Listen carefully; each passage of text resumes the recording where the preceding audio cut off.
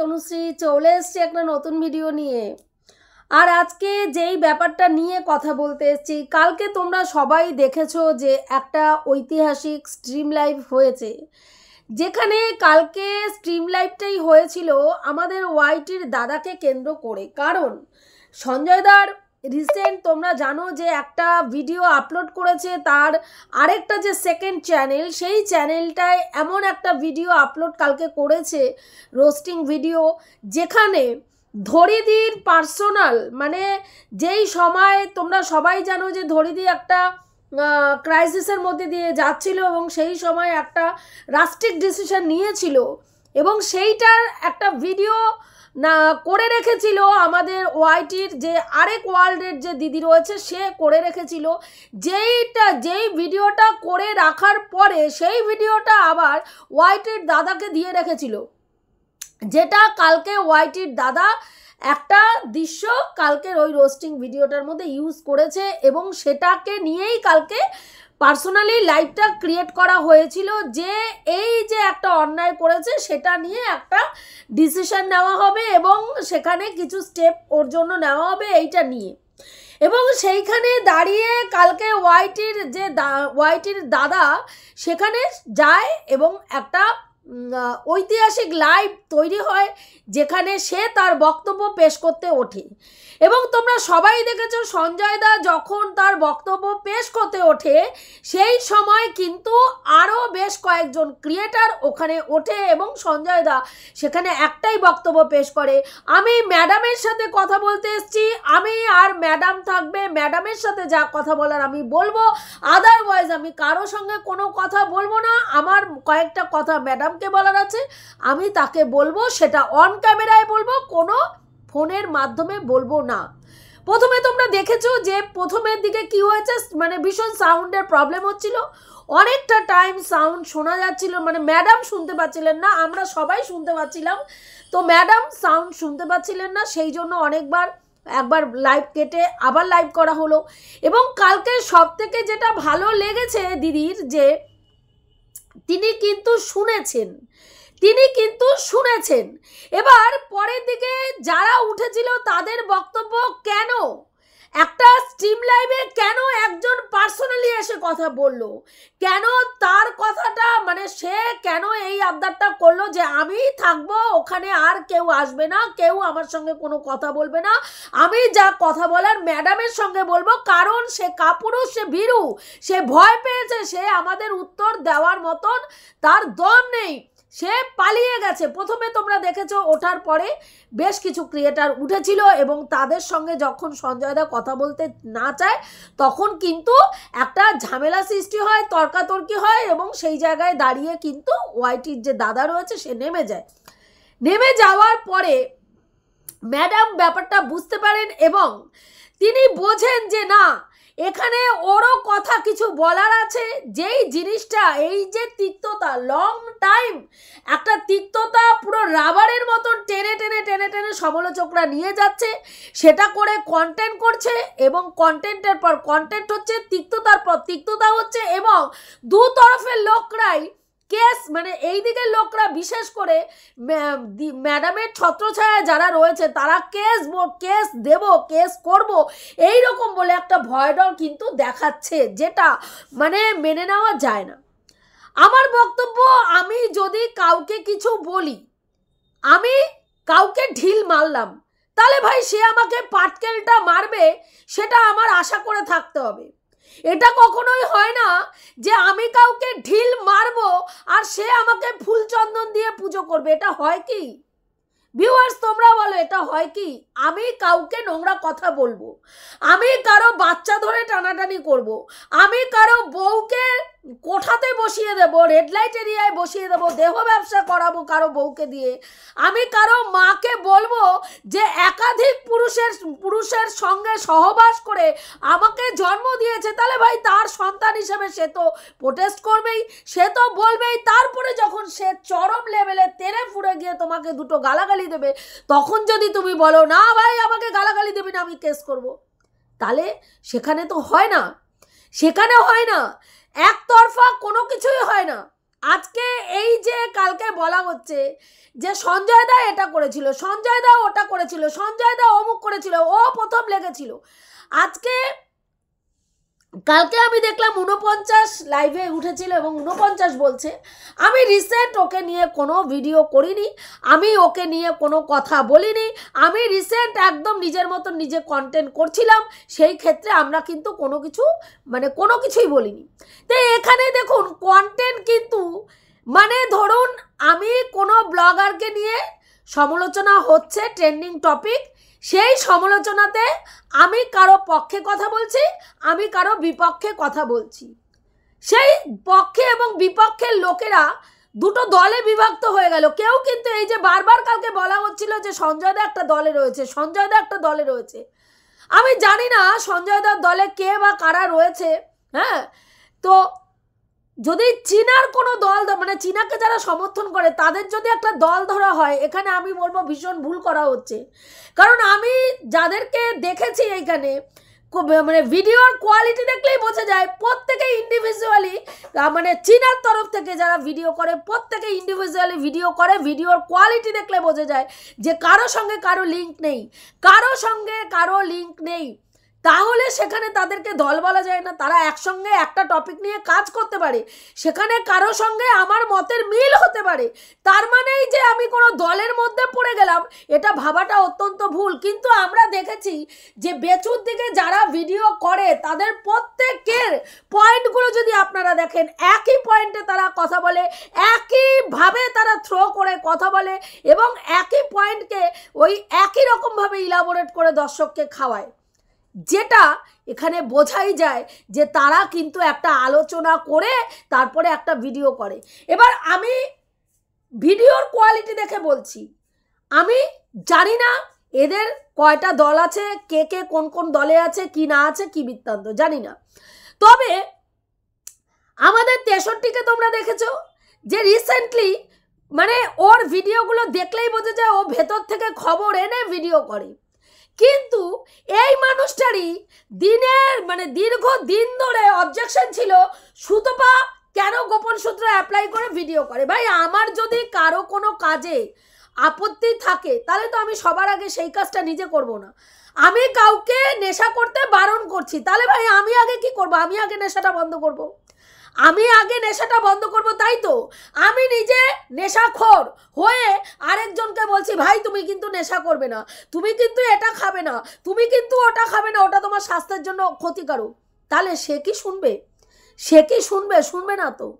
আজকে আমি বলছি কাউকে পার্সোনাল অ্যাটাক বন্ধ করো, আমি কাউকে বলছি ভিডিও টু ভিডিও ভিডিও করো, ভিডিও বহির্ভূত কথা বলবে না, ভিডিও বহির্ভূত কথা এখানে চলবে না, কোনো গোপন সূত্র অ্যাপ্লাই করে ভিডিও হবে না, ভিডিও টু ভিডিও ভিডিও হবে এবং তার সঙ্গে পার্সোনাল অ্যাটাক বন্ধ হবে। কিন্তু আজকে দেখুন বেশিরভাগ কন্টেন্ট ক্রিয়েটার যারা রয়েছে তারা প্রত্যেকে একই জিনিস করে যাচ্ছে, অ্যাপ্লাই করে কি করছে, গোপন তত্ত্ব মানে ভেতর থেকে খবর নিয়ে এসে ভিডিও করছে, ভিডিও টু ভিডিওর ধারপাশ দিয়ে তারা যাচ্ছে না।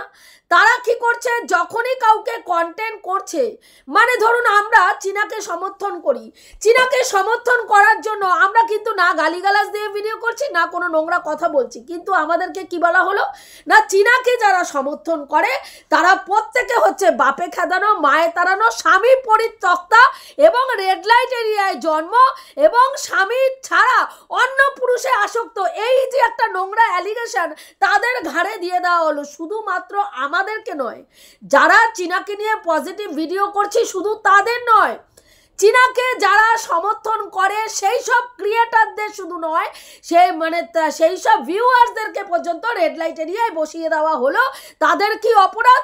না একটা বাচ্চার একটা মা তার সন্তানকে পাক, এই যে একটা যুদ্ধ চলছে মানে একটা যে চলছে আইনি প্রসেস, সেই জায়গায় মায়ের পাশে দাঁড়িয়েছে একজন, মায়ের পাশে আরও 5টা মা এসে দাঁড়িয়েছে যে না বাচ্চার অধিকার থেকে মাকে বঞ্চিত করা যায় না এই পয়েন্ট অফ ভিউ থেকে।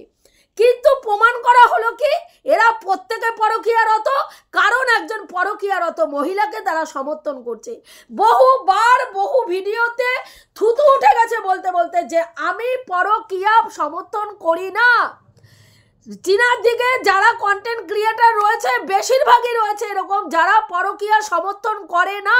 তাদের পয়েন্ট অফ ভিউ মায়ের দিক থেকে, একটি মা তার সন্তানকে পাক, সন্তান স্নেহ থেকে কোনো বাচ্চা বঞ্চিত না হোক, এবং মা তার সন্তানের যে অধিকার সেই অধিকার থেকে বঞ্চিত না হোক, এটা ছিল তাদের পয়েন্ট অফ ভিউ।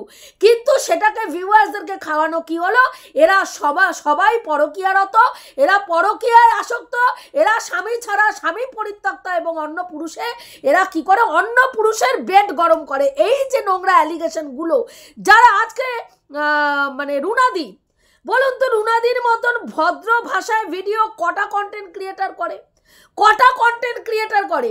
সেই রুনাদিকে ব্যঙ্গ করার জন্য কি করা হলো, বেনারসের বাইজি বলে সম্বোধন করা হলো।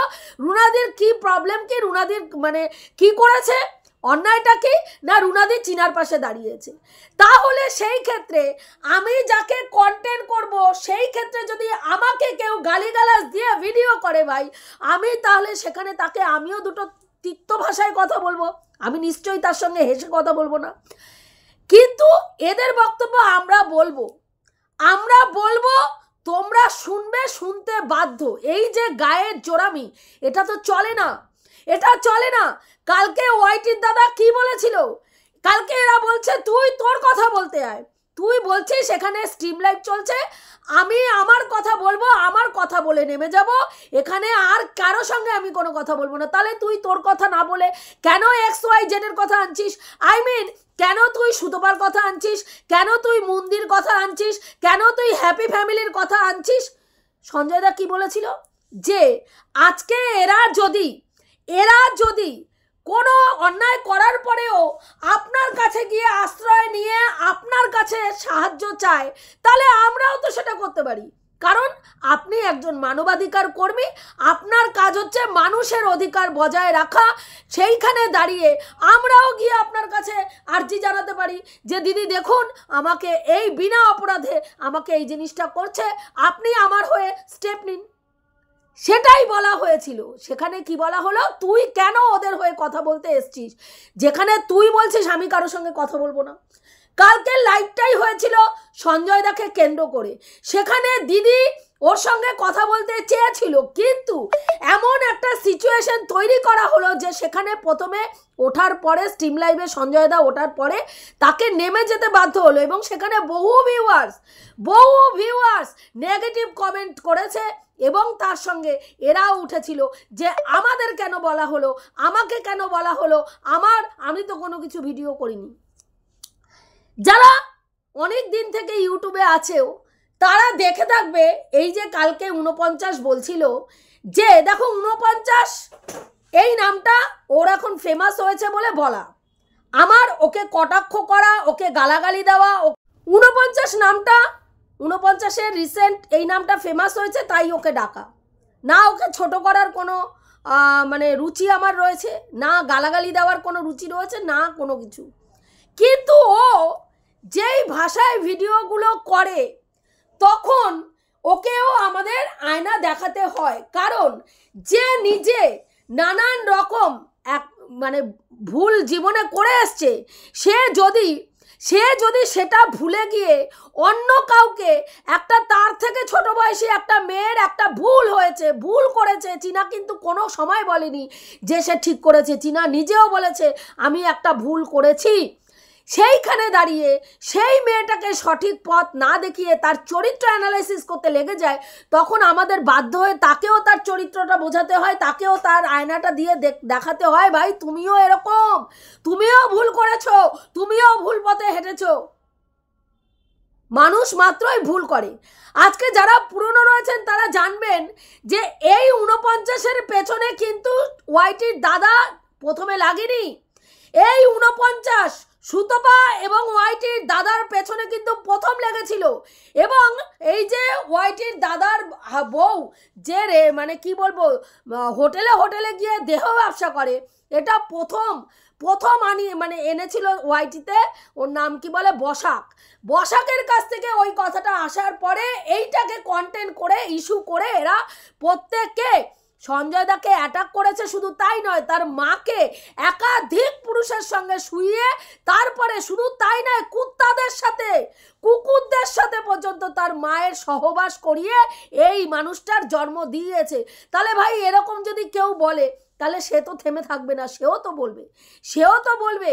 আজকে এই যে কালকে যে ওয়াইটির দাদা যেটা বলল যে আমি আজকে বিগত 7-8 মাস ধরে আমি গালিগালা ছাড়া ভিডিও করছি, একদম বাস্তব সত্যি কথা।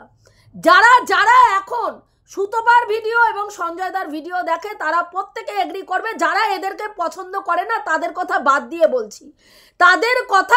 দিয়ে বলছি, এরা কিন্তু স্ল্যাং দেওয়া অনেক দিন আগের থেকে বন্ধ করে ভদ্র ভাষায় ভিডিও করছিল এবং ভিডিও টু ভিডিও। সুতপা কিন্তু বহু দিন থেকে ভিডিও করছিল, কিন্তু তারপরেও সুতপাকে কেউ ছেড়ে দেয়নি। একবারও তাদের মনে হয়নি আমরা এখানে মানে কেস কামারি করতে আসিনি, আমরা প্রত্যেকে হাউসওয়াইফ, আমরা এখানে ইনকাম করতে এসেছি, যা টাকা আমরা ইউটিউব থেকে পাই সেই টাকা দিয়ে নিজেদের প্রয়োজন, নিজেদের মানে কি বলবো, নিজেদের চলার প্রয়োজনের জন্য আমরা ব্যবহার করতে পারি না। এক একজন ক্রিয়েটার যারা প্রত্যেক মাসে মাসে রোজগারটা করে, যারা প্রত্যেক মাসে মাসে পায় পেমেন্ট, তাদের কথা বাদ দাও। এমন অনেক ক্রিয়েটার আমি আমার কথা বলতে পারি, আমাদের মতন ক্রিয়েটার যারা নতুন উঠছে, যারা ভিডিও টু ভিডিও করে, যারা স্ল্যাং ইউজ করে না, যারা ওর নাম কি বলে পার্সোনাল কথাকে তুলে নিয়ে আসে না, ভিডিও বহির্ভূত কথা বলে ভিডিও করে না, যাদের ভিডিওতে না সেরকম আকর্ষণীয় থাম্বনেল থাকে, না আকর্ষণীয় টাইটেল থাকে, তাদের ভিউজ কম হয়, সেখানে তারা কিন্তু 3 মাস 4 মাস 5 মাস অন্তর পেমেন্ট পায়। সেইখানে দাঁড়িয়ে সেই সব ক্রিয়েটাররা যদি আজকে আইনের বেড়াজালে জড়িয়ে পড়ে, বলুন তো আপনার বাড়ি আমার বাড়ি, যাদের বাড়ি মানে কি বলবো একেবারে টিপিক্যাল মধ্যবিত্ত ফ্যামিলি, তারা এই কেস কামারিটাকে স্বাভাবিকভাবে নেবে না সেই মেয়েটার শ্বশুর বাড়িতে অবস্থানটা স্বাভাবিক থাকবে কি? আজকে সুতপার ক্ষেত্রেও কিন্তু তাই হয়েছে। সুতপা একটা হাউসওয়াইফ ছিল, সে ইনকামের মানে জন্য ওয়াইটিতে এসছিল, কিন্তু তাকে ব্যক্তিগতভাবে এমনভাবে রিভেঞ্জ নেওয়ার মানসিকতা নিয়ে তার পেছনে পড়ে যাওয়া হলো যে তার কোনো কিছুই ভালো না।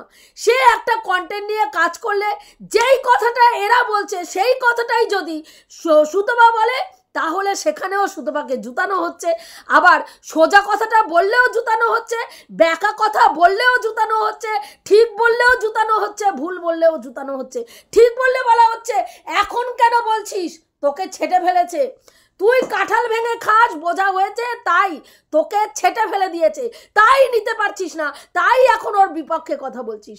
আবার যখন সমর্থন করে কথা বলছে তখন বলছে তোকে তো পাত্তা দিচ্ছে না, তুই তাও এখনো দালালি খেটে যাচ্ছিস।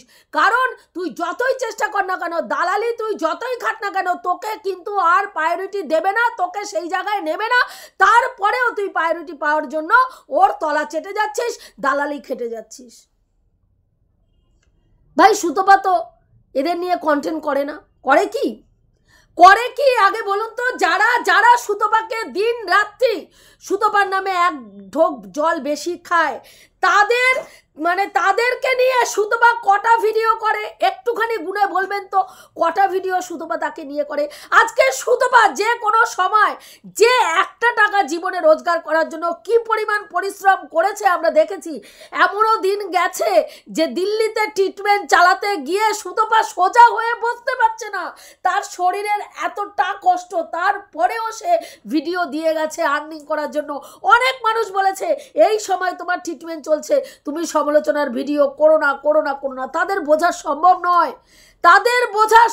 নয় যে একটা সমালোচনার চ্যানেলে অন্য ভিডিও দিলে সেই ভিডিও চলে না, বা সমালোচনার চ্যানেলে হ্যাঁ যদি আমি রূপচর্চার ভিডিও দিই কোনো মানুষ দেখবে না, সমালোচনার চ্যানেলে যদি আমি গানের ভিডিও দিই কোনো মানুষ দেখবে না, সেখানে আমাকে সমালোচনামূলক ভিডিওই দিতে হবে। এবং আমি যদি ভিডিও দেওয়া বন্ধ করে দিই, আমার চ্যানেলটা দেন রাতারাতি ডিটোরেট করবে চ্যানেলের অবস্থান এবং আমার চ্যানেলটা রিচ কমে যাবে, সেটা সাধারণ মানুষের বোঝা সম্ভব নয়। তারা কি বলে যে তুমি ভিডিও দিও না, এই সময় সমালোচনা করো না, কিছুদিন বন্ধ রাখো। ভাই, একটা চ্যানেলে যেখানে এমনি ভিউজ কম, সেখানে যদি আমি ভিডিও দেওয়া বন্ধ করে দিই, তাহলে আমার চ্যানেলের অবস্থা তো আরও খারাপ হয়ে যাবে। এখানে আমরা যারা, আমাদের মাথার ওপরে যখন কারো হাত না থাকে, কোনো দলে আমরা না চলি, তখন সেই সব চ্যানেলই জানে যে চ্যানেল গ্রো করতে কি পরিমাণ পরিশ্রম করতে হয়, কোন লেভেলে গিয়ে তাদেরকে সমালোচনা করার জন্য কতটা খাটনি খাটতে হয়, তারপরে গিয়েও তাদের চ্যানেলে ভিউ যায় না। রিসেন্ট তোমরা দেখবে মুনের চ্যানেল, দীর্ঘদিন মুন ভিডিও দেয়নি, ওর অফিসের কাজের জন্য ও ব্যস্ত ছিল, ও ভিডিও দিতে পারেনি। রিসেন্ট দেখুন গিয়ে সেই মুনের চ্যানেলে 3 ঘন্টা 4 ঘন্টা 24 ঘন্টায় 100 ভিউজ হয় না, 100 ভিউজ হয় না। আমি দেখে অবাক হয়ে গেছি। অথচ মুন কিন্তু যথেষ্ট ভালো সমালোচনা করে। কেন দেখে না মানুষ, কেন ইন্টারেস্ট দেয় না? কারণ পার্সোনালি কোনো ভিডিও, পার্সোনাল কোনো কথা, ভিডিও বহির্ভূত বাইরের থেকে গোপন সূত্রে অ্যাপ্লাই করে ভিডিও হয় না, ভিডিওতে সেই রকম মিথ্যাচারিতা দিয়ে থাম্বনেল টাইটেল দেওয়া হয় না, তারপরে হচ্ছে স্ল্যাং ইউজ করে না, যথেষ্ট ভদ্র ভাষায় ভিডিও করে। কালকে 63কে দেখছি আমি বলছে যে ভিডিও করতে বসিস, মুখ নেড়ে কথা বলিস, সেইটা কেউ শুনলো না, সেটা দেখারও প্রয়োজন মনে করিস না। এই যে ব্যঙ্গাত্মক কথা, আজকে বলুন তো এরা কতদিন ধরে ঘষছে চ্যানেলটাকে, তারপরে গিয়ে স্ল্যাং ইউজ করে, নোংরা কথা বলে, নোংরা ভাষা ইউজ করে আজকে এদের চ্যানেলগুলো দাঁড়িয়ে আছে। বলুন তো, ভিডিও বহির্ভূত কথা বলে না বলে ভিডিও টু ভিডিও করে ভাইরাল হতে, ভিডিও টু ভিডিও করে আজকে তার সাবস্ক্রাইবার গেইন করতে, চ্যানেল গ্রো করতে, বলুন তো পারবে? আছে সেই দম? হ্যাঁ, সবার আগে ওয়াইটিতে বেচু খবর দিল না, ওয়াইটির দিদি খবর দিল না, ও দেন দৌড়াতে এসে স্নান করে সিঁদুরটা পর্যন্ত ক্যামেরা খুলে পড়া শুরু করলো। ভাবতে পারেন যে পয়সা ইনকাম করার কতটা তাগিদ এদের, কতটা তাগিদ। দেন ও কি করলো, সিঁদুর পড়তে স্নান করে এসে সিঁদুর না পড়ে পর্যন্ত ও আপডেট দিয়ে গেল কি না, আমাদের সোনা বাবা বাড়িতেই রয়েছে, যথেষ্ট ভালো রয়েছে, নো চিন্তা। কি করা হয়েছে, আবার ডেট পড়েছে, তারিখ পে তারিখ, বিস্তারিত ভিডিও নিয়ে পরে আসছি বলে একটা ভিডিও দেন ছেড়ে দিল, যেটাতে ভিউজ ভালো পরিমাণে খেলো। তাহলে এই কাজটাই যখন অন্য কেউ করবে, আমি আমার চ্যানেল গ্রো করার জন্য আমি বড় ব্লগারের বাড়িতে যাচ্ছি, লাল খাসির মাংস খাচ্ছি, তার সঙ্গে রিলস বানাচ্ছি, তার সঙ্গে গড়ের মাঠে ঘোরাঘুরি করছি, কিন্তু ভাই সেই কাজটাই যখন অন্য ক্রিয়েটার করছে, সেই কাজটাই যখন সুতপা করছে, তখন আমি তাকে গালাগালি দিচ্ছি, তখন আমি তাকে নোংরা কথা বলছি, তখন আমি তাকে বলছি তোর চরিত্র খারাপ, তুই ওর স্বামীর সঙ্গে শুতে চাস, সেই জন্য ওখানে গেছিস। আজকে সুতপাকে বলুন তো কার সাথে শোয়ানো হয়নি? সে একটা হাউসওয়াইফ। আজকে অনেকেই দেখলাম কালকে বলছে যে 49-এর সংসারটা ভেঙে যেতে পারতো, তাদের একবারও মনে হয়েছে যে সুতপার সংসারটাও ভেঙে যেতে পারতো। আজকে সুতপার সঙ্গে যেই নোংরামিগুলো হয়েছে, সুতপার সংসারটাও ভেঙে যেতে পারতো। যেই নোংরা কথা, সুতপাকে কার সঙ্গে শোয়ানো হয়নি বলুন? নিজের ভাগনা, নিজের সন্তান তুল্য ভাগনা, তার সাথে দিনের পর দিন শোয়ানো হয়েছে।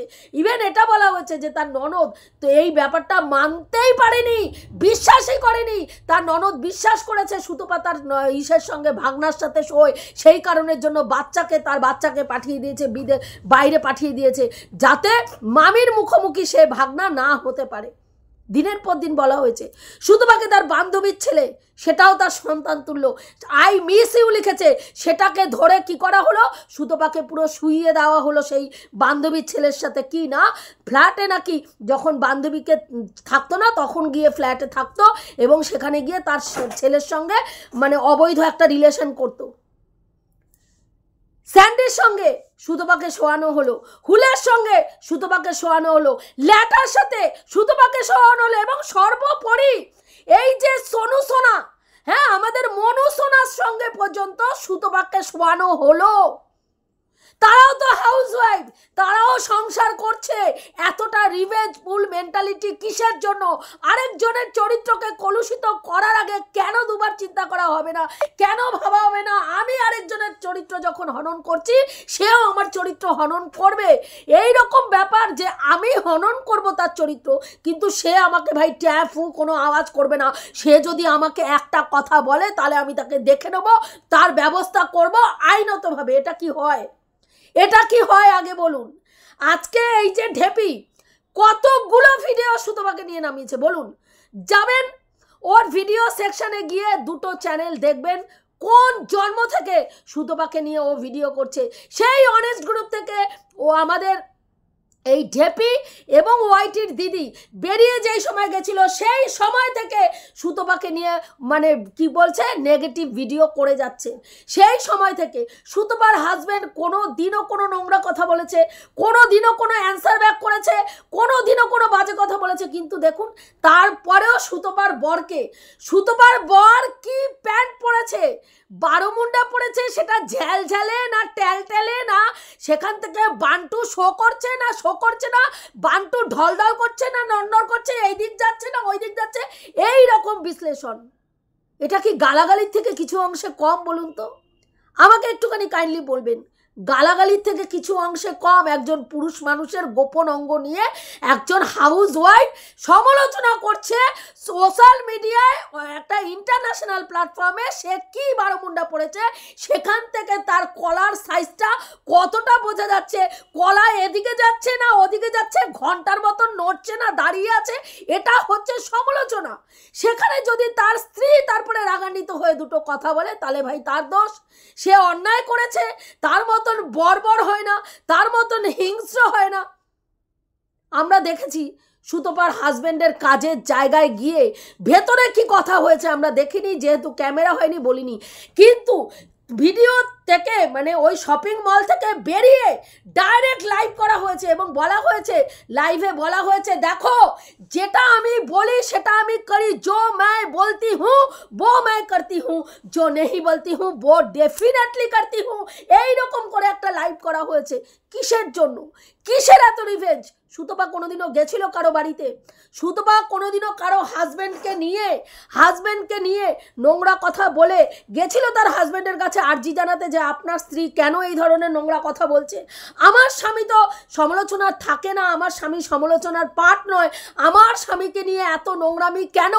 আমার স্বামীর গোপন অঙ্গে শাখা পলা পরানোর ক্ষমতা কে দিল? কে? তার স্বামী অল্প টাকা ইনকাম করে? হ্যাঁ, সে কোনো অফিসার র্যাঙ্কে চাকরি করে না, তাই তার সম্মানটা সম্মান নয়,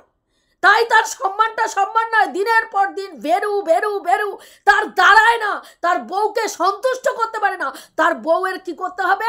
তার স্বামীর গোপন অঙ্গে শাখাপলা পরিয়ে দিতে হবে, কারণ সে কি ভেরু, তার বউয়ের কথায় সে ওঠে আর বসে।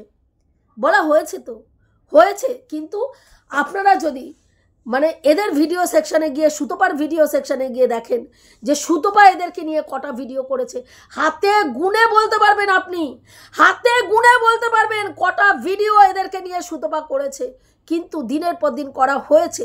সেইখানে দাঁড়িয়ে এরাই চেয়েছে সুতপা নিশ্চিহ্ন হয়ে যাক, এরাই চেয়েছে সুতপার ভিডিও না করুক, এরাই চেয়েছে সুতপার চ্যানেলটা পুরো দমে শেষ হয়ে যাক, সুতপা ভাতে পাতে মরুক, সুতপা আজকে একবেলা খেয়ে পরের বেলা কি খাবে চিন্তা করুক। আমরা পারিনি, আজও পারছি না, ভবিষ্যতেও পারবো না। সুতপা কেন কোনো ক্রিয়েটারের ক্ষেত্রে ভাবতে পারবো না, এতটা হিংস্র এতটা রেভেঞ্জফুল মেন্টালিটি কোনোদিনও করতে পারবো না, যার জন্যই বোধহয় এখানে দাঁড়িয়ে রয়েছি, এক পাও মানে আস্তে আস্তে করে চ্যানেল গ্রো করছে। এতটা রিভেঞ্জফুল একই সমালোচনা প্রত্যেকে করছে, প্রত্যেকে পার্সোনাল অ্যাটাক করছে, প্রত্যেকে নোংরা কথা বলছে, কিন্তু ভাই কিছু মানুষকে ধরে নিয়ে বসে এ নোংরা কথা বলেছে, এই নোংরা কাজ করেছে, এই এটা করেছে, ভাই তারও আগে অনেক কিছু হয়েছে, একতরফা কিছু হয়নি। যা হয়েছে দুই তরফা হয়েছে, যা হয়েছে দুই তরফ থেকে এসছে। এক তরফ বলেছে আরেক তরফ চুপ করে শুনেছে এমনটা নয়, এক তরফ বলেছে আরেক তরফ তার দ্বিগুণের থেকে 3 গুণ বাড়িয়ে গিয়ে বলেছে। আজকে সুতপা তো কোন জন্মে গালাগালি দিয়ে অ্যাগ্রেসিভ মেন্টালিটি নিয়ে ভিডিও করা বন্ধ করে দিয়েছে। একটা মানুষ সুতপাকে ছেড়েছে, তারপরেও একটা মানুষ, একটা কোথাও আলোচনা হয়, চট করে গিয়ে ওখানে লেখা শুরু হয়ে যায়, ঘোড়ার শাস্তি চাই, ঘোড়ার শাস্তি চাই, ঘোড়ার শাস্তি চাই। এত এত ক্রিমিনাল সমাজে নোংরা থেকে নোংরা কাজ করে ঘুরে বেড়াচ্ছে, কই সেখানে গিয়ে বলতে পারেন না তো? তাদের গিয়ে আপনারা ধরে তাদেরকে শাস্তি দিতে পারেন না তো? হ্যাঁ, আজকে অভয়াকাণ্ডের মানে দোষীরা এইভাবে বুক ফুলিয়ে ঘুরে বেড়াচ্ছে কেন সমাজের চোখে? তাদের কিছু করতে পেরেছেন কিছু করতে? সুতপাকে ধরে টানাটানি করে তার শাস্তি চাই, তাকে শেষ করে দিতে হবে, তার চ্যানেলটা শেষ করে দিতে হবে সমাজ থেকে, তাহলে সব অপকর্ম চলে যাবে, ওয়াইটি ধুয়ে মুছে সাদা একেবারে ঝকঝকে তকতকে হয়ে যাবে। তাই সত্যি কি তাই? একটা আলোচনার নেগেটিভ দিক থাকবে, পজিটিভ দিক থাকবে। কেন ওয়াইটির দাদা, কালকে বারবার দেখলাম বলছে কিছু ক্রিয়েটার, কেন ওয়াইটির দাদা বেচুর বাবাকে অ্যাটাক করলো, বেচুর বাবাকে নিয়ে কথা বললো, বেচুর মাকে নিয়ে কথা বললো, কেন বললো? ভাই সমালোচনা হচ্ছে, চিনার বাবা মাকে যদি তুমি আঙুল তোলো তাহলে বেচুর বাবা মার দিকেও আঙুল উঠবে। যদি চাও বেচুর বাবা মাকে নিয়ে কথা না হোক, তাহলে তোমাকে আগে চিনার বাবা মাকে নিয়ে কথা বলা বন্ধ করতে হবে। চিনার বাবা মাকে নিয়ে কথা বলা বন্ধ হলে অটোমেটিকলি বেচুর বাবা মাকে নিয়েও কথা বলা বন্ধ হয়ে যাবে। তুমি বেচুর বাবা মাকে নিয়ে, চিনার বাবা মাকে নিয়ে নোংরা থেকে নোংরা কথা বলবে, আর সেখানে বেচুর বাবা মাকে নিয়ে কেউ কোনো কথা বলবে না, সেটা তো হয় না, সেটা হয় না। বেচুর চিনার বাবাকে বলবে যে পরকীয়ারত, চিনার মা তিনবার পরপুরুষ নিয়ে পালিয়ে গেছিল, চিনার দাদা চরিত্রহীন, তাহলে ভাই সেখানে তো বেচুরও কোথায় কি লুফল্ট রয়েছে সেটাও মানুষ খুঁজে বের করবে। সেখানে তার বাবা কি শিক্ষায় ছেলেকে মানুষ করেছে সেটাও মানুষ বলবে। আজকে একতরফা কিছু হয় না, বন্ধ দু তরফেরই করা উচিত। এই রিভেঞ্জফুল মেন্টালিটি থাকলে, বারবার বলেছি, আগেও বলেছি, আবার বলছি, এই রিভেঞ্জফুল মেন্টালিটি থাকলে ওয়াইটিতে সমালোচনার জোনটা খুব শিগগিরই বন্ধ হয়ে যাবে। কারণ এই রকম থানা পুলিশ কেস কামারি করে কোনো বাড়ির হাউস ওয়াইফকে কে করতে দেবে জানি না, আমার ফ্যামিলির লোক তো করতেই দেবে না, করতেই দেবে না।